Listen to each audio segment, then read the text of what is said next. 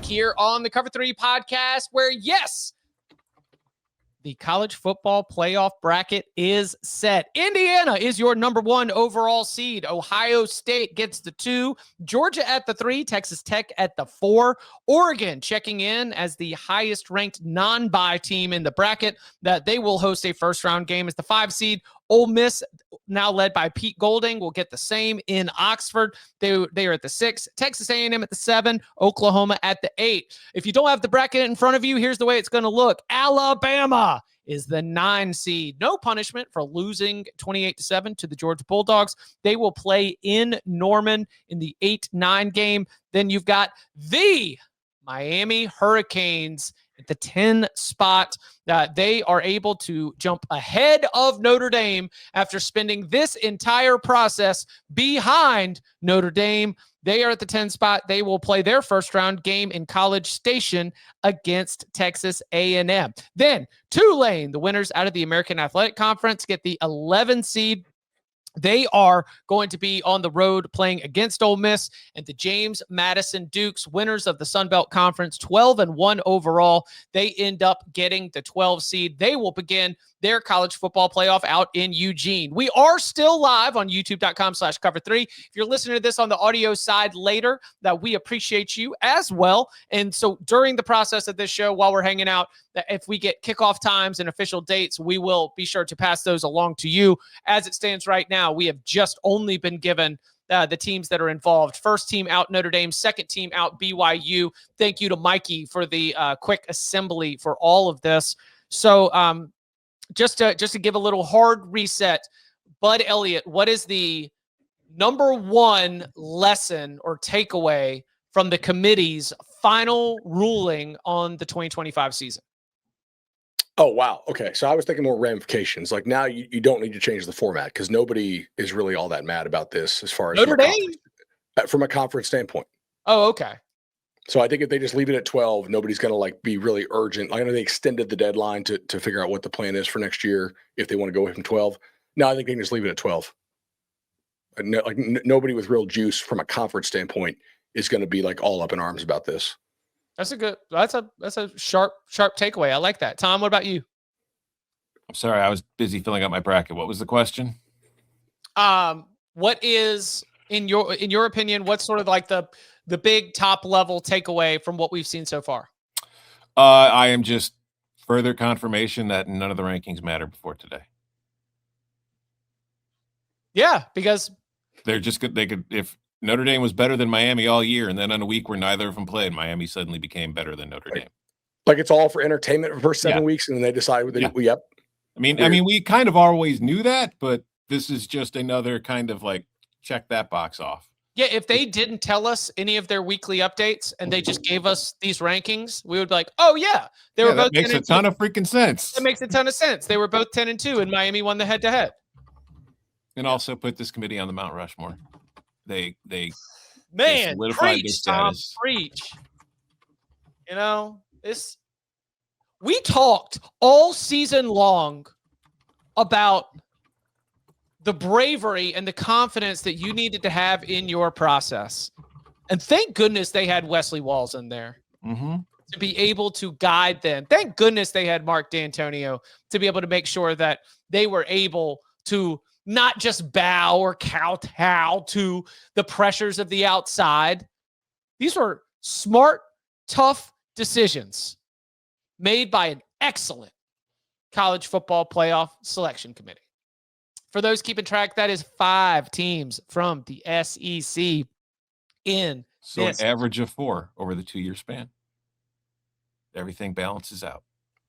There's 1 team from the Big 12. That is 1 team from the ACC. That is 2 teams from the Group of 5. Do you think that the 2 teams from the Group of 5 will be a reason for people to call for adjustments? Oh, I'm pretty sure Yes. Danny's screaming about it right now on HQ, but I would point out that the problem isn't that the G5 teams got in, it's that the ACC's best teams all sucked. I think if you want more at-larges, as Greg Sankey does, I think you could probably push for in that room, hey, you need to be top 20 to get in automatically as a conference champion. How much pushback you'd really get from the power players. I don't think you need to change the format just because Clemson and Florida State crap the bed. If Clemson and Florida State play to Clemson and Florida State's level and Miami plays to the same level, this is not a problem. You're only getting one G5 team in. The only reason you're getting two is because the ACC didn't hold its weight, period, point blank. You can blame everybody else if you want, but that's what it comes down to. If 20% of your games are obvious blowouts going into them, that's an issue. One, I think they'll try to address. And that would be JMU, Oregon, Tulane, Ole Miss. Yeah. What's JMU? Like 21 to Oregon? But if Duke is in, same thing. Duke would not be top 20. They should not be an auto win.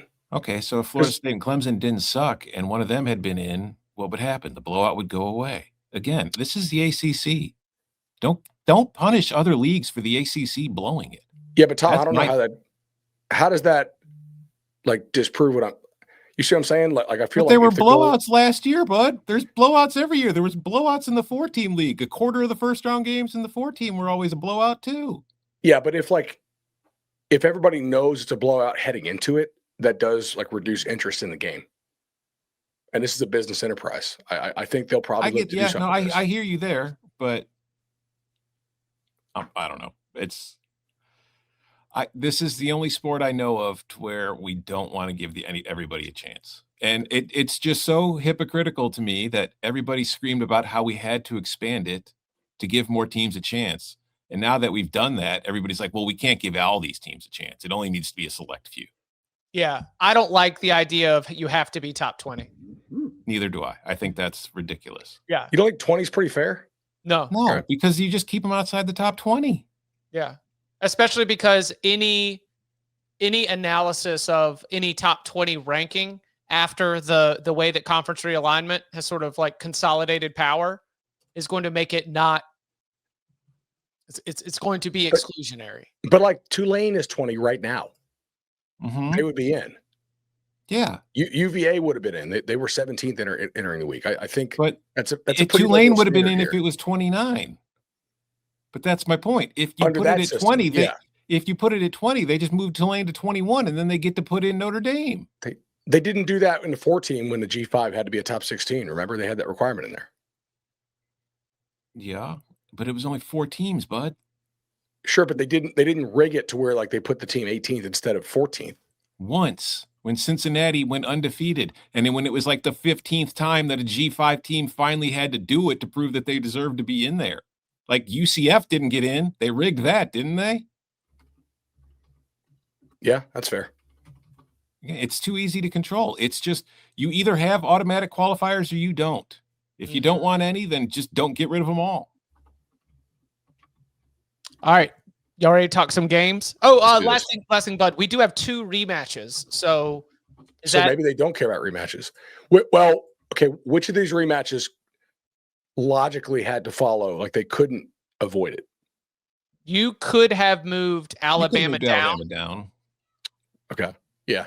And you could have like maybe done a little switcheroo with Oregon and Ole Miss. Could you? Well, but if you move Bama down, you're like, hey, we're going to draw such a distinction that Miami is now above Alabama, but Bama's still above Notre Dame.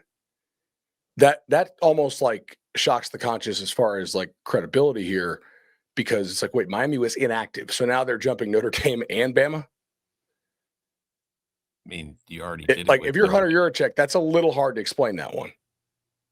Well, you're already dropping Notre Dame. Very impressed by what you saw in practice this week. Yeah. You're already, but here's the thing, Bud.